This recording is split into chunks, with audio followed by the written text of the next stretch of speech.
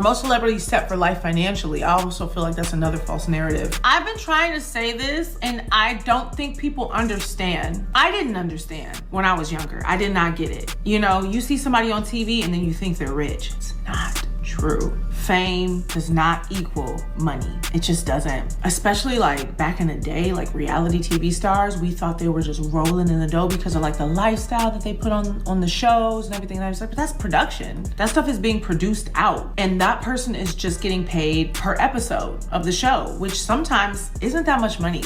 Sometimes it is, sometimes it isn't. I think it's not even about giving people grace. I think it's just like, don't conflate those two things because they just don't, they're not the same. That's like a fact that not too many people know. They think it's like this huge high life thing. And yes, you might get a big lump sum of money in the beginning, or you might have a huge recording budget and you think the label's paying for it, but at the end of the day, you're paying for it. It's coming out of you. Yeah. So whatever you made from that album, you get that after whatever has been paid off. So it's like a loan. Working for 10 years, you got all these people on your team, you're paying this person, that person, and you look up and you don't have no money in the bank. You have a gift and you're allowing everybody else to profit off of the gift. A lot of artists that you see, they look like they have it. And we smile and we come out and we put on a good show. But in real life, some of them are struggling and we don't have it. Interesting truth, which is there are YouTubers who actually make more than celebrities. Because depending on, you know, how you view content and if it's going to be full time and if you want to go full blast and maybe you want to have 2 and 3 channels. I mean, don't get me wrong. There are people making good money on this platform on YouTube. However, again, these are folks and many of us know who these folks are. They have very big channels. They post multiple times a day. They have a team, or at least a couple of other people working with them, right? It's not just them. And so this is what it looks like to really start building your YouTube channel as a big business, not as just a little small business like what I have, but a big business. And it's possible, but it's difficult. You have to really consider, are you going to be able to perform at the level of an Anton Daniels or a O'Shea Duke Jackson, right? It's possible, but again, you have to start making sacrifices like leaving your day job and risking failing. And if you're not ready to take that big risk, then yeah, you're going to be doing it sometimes at a level that's decent, but not necessarily enough to pay all of your bills. Now you can say, well, why don't you take brand deals? And, you know, and again, there are ways to get money.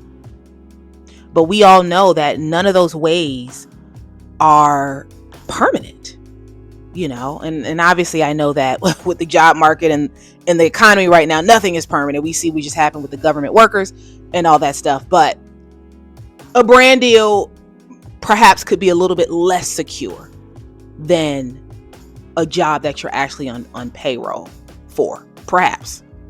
Maybe not always in this economy, but so I think you get my point. The few things that Lizzo said that I just thought were so good, which one of those things she talked about is being a celebrity and being known and popular not equating to money. So again, as I said, there are YouTubers who actually do make more than celebrities, you know.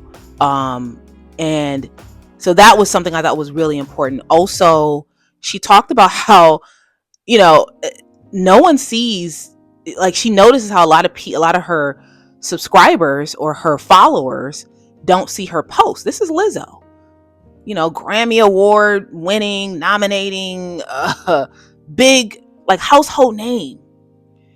She talks about posting and it being like a ghost town and like her followers not seeing her post or not engaging with her post.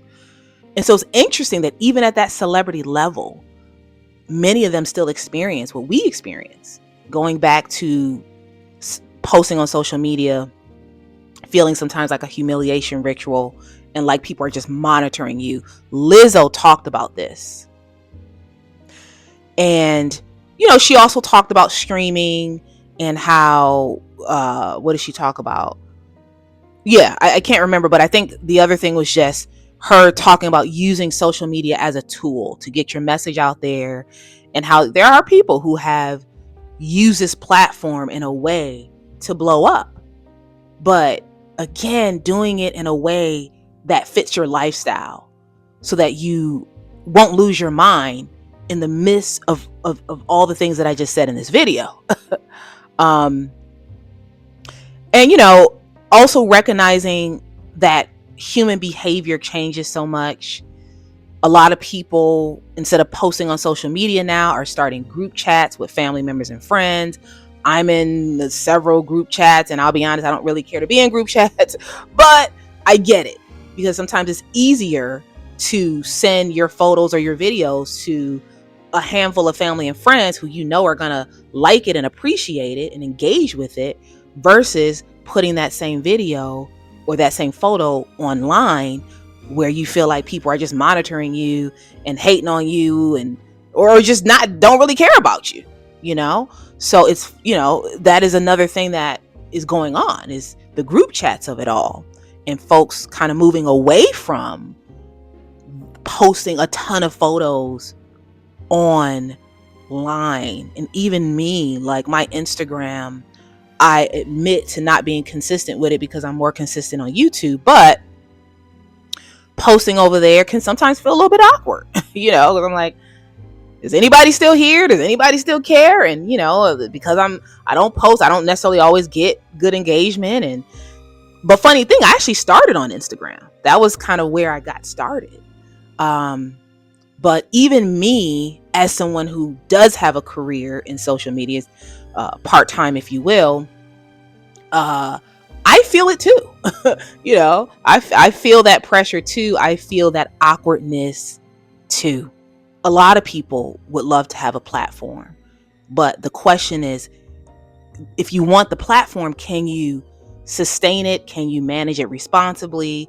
There's a lot that goes into it aside from just making decent videos. Are you going to be engaging correctly with your audience? Are you going to know how to handle the haters and people who say negative things to you? You know, are you going to be constantly getting burned out and overwhelmed? Do you know how to manage that when you start to feel overwhelmed? Do you know how to pull back? Do you know how to set boundaries online? I mean, there's a lot to it other than just making a video and throwing a video on your YouTube page. I believe that hard work is eventually rewarded. Issa Rae is an example of someone who started on YouTube and went on to do big and amazing things. We all, for the most part, know who she is, and kept it pretty Black in the process, which I respect. So that is someone I do look up to. I'll share 2 moments that let me know that I'm like, okay, I think my small channel has an impact, and it's small and mighty. Anytime I'm sighted out in the wild, which has only been a handful of times, but anytime I'm sighted and someone comes up to me, they will want to chat with me a little bit, and they'll tell me that they watch my channel and they appreciate my videos. That is definitely a moment where I'm like, whoa, okay, like the internet is a real place. My channel is real. What I'm doing, you know, is having an impact. Another moment for me, because when I was like probably in middle school, I wrote in a notebook that I wanted to be a writer, a producer, a poet. And so that producer word, I was always wondering, how am I going to get to that? You hear a lot of people say, I want to be on TV one day. I want my work to be featured on TV.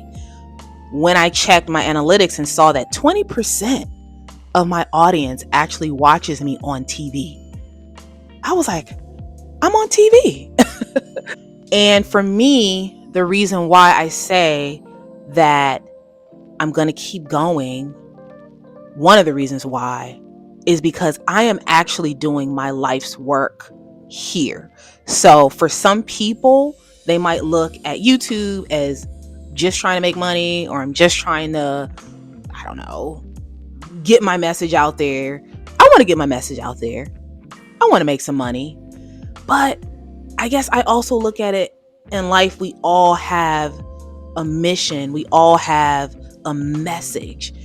And no one is going to give and bring the message the way we are. We all see the world and interpret the world in our own unique way.